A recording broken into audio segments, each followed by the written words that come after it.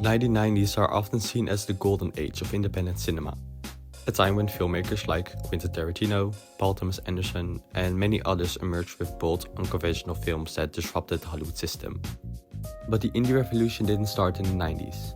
It was built on the works of filmmakers from the previous decades who fought to tell their own stories outside the studio system. Independent filmmakers from the 1950s to the late 1980s laid the foundation for the indie film movement that would explode in the following decade. So, let's break down the 90s indie boom.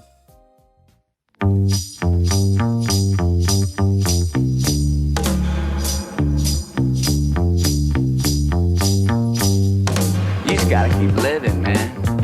Livin.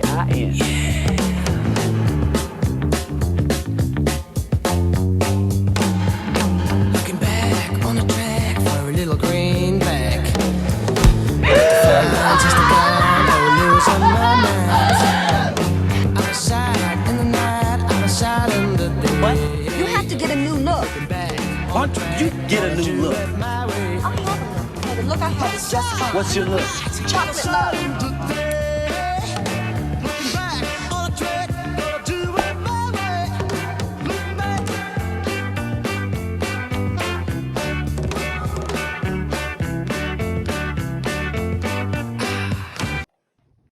If there's one filmmaker who can be credited as the father of American independent cinema, it is John Cassavetes. Before him, Hollywood had its own version of independent filmmaking, often relegated to low-budget B-movies, exploitation films, or smaller productions by major studios. Cassavetes, however, redefined what indie film could be: deeply personal, intimate, and free from studio interference. His first independent film, Shadows, was a landmark in indie cinema. Shot on a shoestring budget in 60mm black and white, it was raw, improvisational, and naturalistic, qualities that would eventually become hallmarks of independent filmmaking. Cassavetes' work, including Faces, A Woman Under the Influence, and The Killing of a Chinese Bookie, rejected the polished aesthetics of Hollywood in favor of real, flawed characters. His films also demonstrated that independent filmmakers could find alternative methods of funding, relying on personal loans, donations, and non-traditional distribution methods. Cassavetes' fiercely independent spirit directly inspired filmmakers like Barbara Loden and even Paul Newman, and later filmmakers like Jim Jarmusch and Richard Linklater, proving that filmmakers could tell deeply personal stories without major studio backing. Genre to me is very important because, as you say, you're not working with a star. On a big picture with a star, you're free to do many things that you wouldn't do on a low-budget picture because the star sells the picture. While Cassavetes proved that indie film could be an artistic pursuit, Roger Corman demonstrated that it could also be a financially viable industry. Starting in the 1950s, Corman became the king of low-budget filmmaking, producing and directing a vast number of genre films, sci-fi, horror, and exploitation movies that were fast, cheap, and profitable. However, Corman's greatest contribution to indie cinema wasn't just his own films, but the opportunities he gave to future filmmakers. Through his productions, he mentored a new generation of directors, including Martin Scorsese, Francis Ford Coppola, Jonathan Demme, and Peter Bogdanovich. Many of these filmmakers would later become major Hollywood figures. More importantly, Corman's method of operating outside the major studios became a model for indie filmmakers in the 90s. Tarantino, Robert Rodriguez, and Kevin Smith, all of whom launched their careers with ultra-low budget films. But their roots were in Corman's way of working. While indie film is often associated with personal artistic storytelling, George Romero proved that genre filmmaking could thrive in the independent world. His 1968 film Night of the Living Dead was groundbreaking, not only because it redefined the horror genre, but because it was made completely outside the Hollywood system. Shot on a minuscule budget of $140,000, the film became a massive success, crossing over 30 million worldwide. Romero's approach, using non-professional actors, shooting on location, and distributing the film independently, became a blueprint for future indie filmmakers, especially in the horror genre. His social and political themes, embedded within a seemingly simple zombie movie, also showed that indie films could be both entertaining and intellectual. Romero's legacy is felt in everything from the Texas Chainsaw Massacre to the rise of indie horror in the 2000s with films like Paranormal Activity and The Blair Witch Project, both which followed his low-budget, high-impact model. What you looking at, punk? I kick your heart out. Get on, man. While many indie filmmakers were challenging Hollywood's aesthetic and business models, Charles Burnett, somewhat like George Romero, was challenging its perspective on race and representation. His 1977 film Killer of Sheep was a deeply moving portrayal of black working-class life in Los Angeles.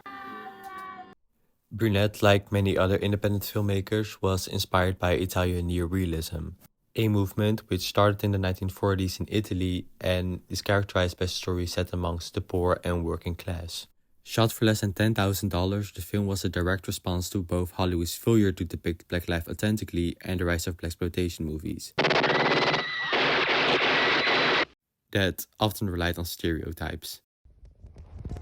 Burnett's work also foreshadowed the success of Spike Lee, who in the 1980s took indie filmmaking into the mainstream with She's Gotta Have It. Please, baby, please, baby, please, baby, baby, baby, please. Good night. Lee, much like Burnett before him, used independent cinema as a way to tell stories Hollywood wouldn't, setting the stage for black independent filmmakers in the 90s and beyond. Cinema in the 1980s is more often than not characterized by its slick, big-budget crowd pleasers. With the rise of high-budget blockbusters, independent films seemed further away from the mainstream than before, especially when compared to the more auteur-driven movies from the 1970s. As a reaction to this phenomenon, a new generation of indie filmmakers tried taking their movement to a wider audience. You can think of Susan Seidelman with her movie Smithereens, but leading the charge was Jim Jarmusch, whose film Straight Outta Paradise became a touchstone for the indie movement. Shot for just $100,000, the film earned over $2 million at the box office, proving that indie cinema could break into the international market. At the same time, the Coen brothers burst into the scene with Blood Simple, a neo-noir thriller that combined genre elements with a distinctive indie sensibility. The Coens, like Jarmusch, demonstrated that indie films didn't have to be purely personal dramas, they could be stylish, entertaining, and commercially viable while still maintaining an independent spirit. By the late 1980s, the seeds planted by filmmakers like John Cassavetes, Roger Corman, and Jim Jarmusch were ready to bloom into a full-blown revolution. The independent film movement was no longer just an underground phenomenon, it was becoming mainstream. This period saw the rise of filmmakers like John Sayles, Steven Soderbergh, and Quentin Tarantino, as well as the rise of Miramax, a company that fundamentally reshaped independent cinema. This era marked a turning point.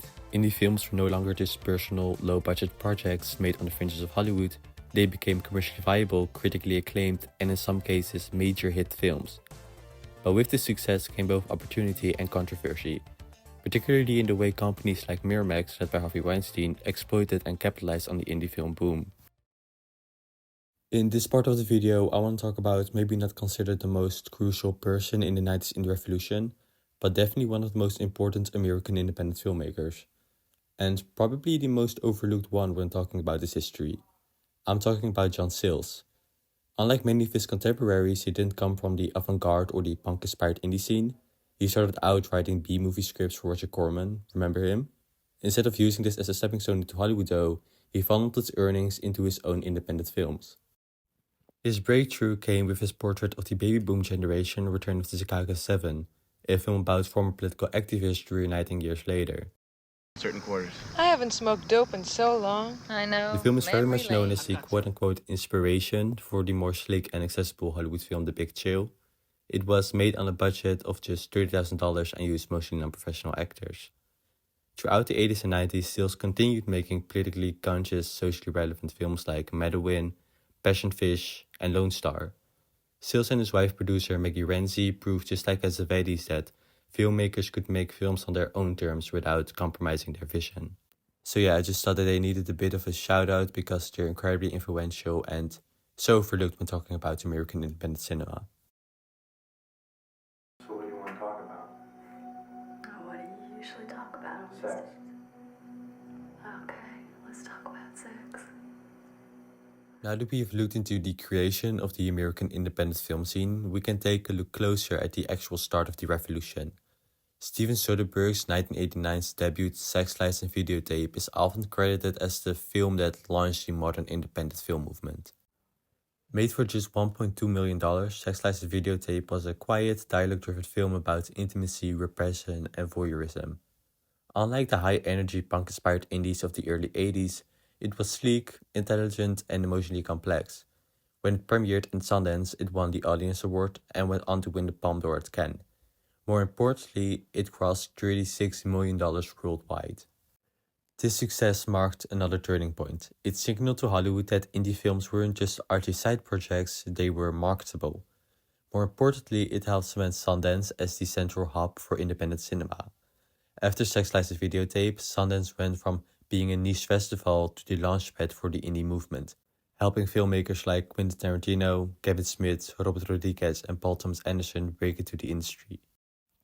So Soderbergh proved that indie films could be profitable. It was Harvey Weinstein and Miramax though that turned him into a business model. Founded in the late 1970s, Miramax started out distributing foreign and independent films. But by the late 80s and early 90s, Weinstein saw a goldmine in acquiring indie films, marketing them aggressively and positioning them as these little prestigious movies. Miramax's first major hit was Sex Lies: The Videotape, which they aggressively pushed to critics and award voters. But their real breakthrough moment came with Quentin Tarantino's Pulp Fiction. By the time Pulp Fiction premiered at Cannes in 1994, independent film had already started creeping to the mainstream, as we know. But this was something else. Tarantino wasn't just building off the success of Reservoir Dogs, he was rewriting the rules. Pulp Fiction was non-linear, hyper-stylized, and overflowing with pop culture references. But beneath the surface, it was a masterclass in structure and tone, jumping between brutality and absurd humor without losing control. Miramax, fresh off his earlier hits like The Crying Game and Sex Lies: The Videotape, pushed Pulp Fiction hard. Weinstein positioned it as an event movie but with indie cred. It was sold like a blockbuster, marketed as edgy and cool, and treated like high art. And it worked. The film won Palme d'Or, was nominated for 7 Oscars and grossed over $200 million worldwide on a budget of just $8 million. But what really made Pulp Fiction important wasn't just the money or awards, it was the blueprint it created. After Pulp Fiction, the idea of an indie film could be completely shifted. It didn't have to be quiet or small, it could be loud, violent, referential, funny, and still be taken seriously. Suddenly, every indie filmmaker wanted to write snappy dialogue and chop up their timelines. It sparked an entire wave of post-pulp indie crime films. Go, Things to Do in Denver Where You're Dead, 2 Days in the Valley, all trying to ride the Tarantino wave. More than anything, Pulp Fiction was the moment where indie cinema didn't just brush up against the mainstream, it collided with it and left a dent. Before Pulp Fiction made Tarantino a household name, there was of course Reservoir Dogs. Shot in just over a month, on a budget of just $1.2 million, Tarantino's original plan was to shoot it for $30,000 on 60mm with friends in a warehouse. That changed when producer Lawrence Bender's wife slipped the script to Harvey Keitel, who signed on, raised the budget, and gave the project instant credibility. It's a mix of Hong Kong action, 70s crime films, and French New Wave, but it did feel new. No one was writing dialogue like Tarantino. The long dinner opening, which kindly became a staple in 90s movies, the stuck-in-the-room tension, the ear scene, you name it. The film didn't make huge money, but it made a huge impact. It became the kind of movie you had to have an opinion about. There was Miramax's playbook. Sell the attitude, the edge, even the danger of it, then let the culture do the rest. Weinstein's strategy was simple but effective. 1. Acquire indie films at festivals like Sundance and Cannes.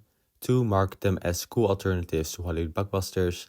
And 3. Push them for Oscar recognition, making them both artistic and commercially viable. This approach turned indie films into cultural events. Miramax's success wasn't just in distributing films, it was in branding them. Suddenly, indie films weren't just for cinephiles, they were for mainstream audiences as well who wanted something edgy.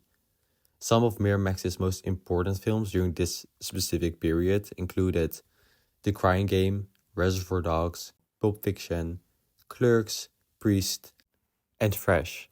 However, this success obviously came with a dark side. Weinstein was notorious for his ruthless business tactics, bullying filmmakers, and later, as the world will discover, disgraced movie mogul Harvey Weinstein. Harvey Weinstein, who's facing rape and sexual assault charges. The disgraced movie producers. The indie film boom of the 90s was in many ways shaped by his predatory tactics, his ability to strong-arm awards campaigns and manipulate the industry. While Miramax's impact on indie film was undeniable, it also represented the commercialization of independent cinema, raising the question, was indie film still indie film if it was backed by a corporate machine? By the mid-90s, a new kind of filmmaker had emerged, the indie rock star. These weren't just directors, they were personalities, auteurs with cult followings, distinctive voices, and a kind of name recognition usually reserved for actors. It started with Quentin Tarantino, but he wasn't alone. Kevin Smith followed close behind with Clue. Clerks, just because they serve you doesn't mean they like you. A no-budget black and white comedy about two slackers working at a convenience store. Shot for just $27,000 on credit cards and friends' favors, it had this raw, talky vibe to it and was unapologetically local. Yet it struck a chord. Smith became an icon for the DIY filmmaker, proving that you didn't need Hollywood connections or formal training, just a camera, a story, and your own voice. Then came Paul Thomas Anderson. At just 26, he premiered Hard 8. Although it didn't do well commercially, it was critically acclaimed and it got him to make Boogie Nights, which did make him a serious force. Inspired by his own short film, Anderson crafted a sweeping, emotional and ambitious film about the adult film industry, complete with a sprawling ensemble cast and the visual confidence of a seasoned director like Robert Altman. This is a giant cup. Alongside him, other filmmakers like Richard Linklater from Slacker and Dazed and Confused, to Robert Rodriguez El Mariachi, and Spike Jonze from Being John Malkovich. These filmmakers weren't just playing in the indie space, they were reshaping the entire film industry in the 90s. And that brand quickly became valuable. Slick marketing campaigns, festival hype, Oscar pushes, indie film became a product. Sundance went from a haven for outsider voices to a marketplace. Films were now being made with indie aesthetics, but studio-level strategy. Everything in independent film that used to be scrappy and a bit improvisational started to look, well, calculated. The spirit of independence was still there, but now it came with a release schedule, a press tour, and maybe a tie-in soundtrack. While the indie boom was going mainstream with Sundance hits and Oscar campaigns, a parallel wave of filmmakers like Todd Haynes and Greg Araki were pushing boundaries on the fringes. Films that didn't win big awards or big deals, but definitely defined a more outsider spirit of indie cinema. I know I haven't touched upon some of the more underground movies from American indie cinema, but this video is already way longer than I want it to be, so let me know if you want a separate video that goes deeper in like the new queer cinema movement or whatever. Now let's go back to where we left off. We both think this is completely retarded.